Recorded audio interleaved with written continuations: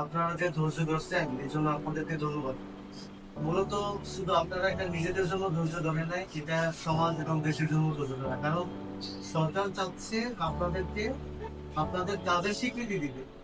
এজন্য এই আয়োজন এবং সম্পূর্ণ সরকারের নিজ খরচ, মানে অ্যাসেটের আওতায়। হ্যাঁ, আমরা জাস্ট মাধ্যম, আমরা আপনাদেরকে জায়গায় আপনাদের যে প্রাপ্য সেটা আপনাদের বুঝিয়ে দিচ্ছি।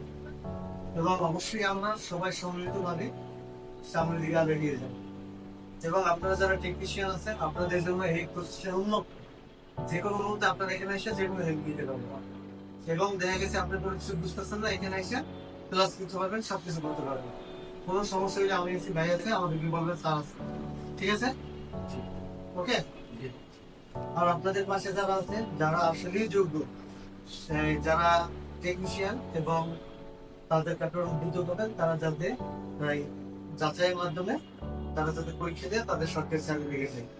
হ্যাঁ, এবং যদি কেউ বিদেশ যায় তার জন্য ভালোভাবে, আর যদি কেউ দেশে কাজ করে তাহলে তার একটা সনদ থাকবে। ভবিষ্যতে এমন দিন চলে আসবে সনদ ছাড়া এবং কাজ করতে পারবে না, এখন অসম্ভব কিছু নয়, সম্ভব। উন্নত বিশ্ব সেন্টারে হচ্ছে আর দেশ যেহেতু সামনের দিকে আগে যাবে, তাহলে এটা অসম্ভব বিষয়।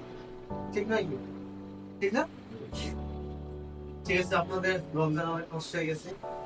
আসলে সরকারের পক্ষ থেকে কিছু নির্দেশনা থাকে যেটা আসলে আমরা না মাইনে পাবো না। বুঝতে পারছেন? না হয় যদি রমজান সারা হইতো তাহলে লাঞ্চের পরে একটু খায় ব্রেক, নামাজ, সময় কেটে যাবে। বাট যেহেতু রমজান সবাই ক্লান্ত, এদের একটু কষ্ট হয়ে গেছে। যাই হোক, আল্লাহ আপনাদের এই কষ্টের প্রতিফল দিয়ে দোয়া করি।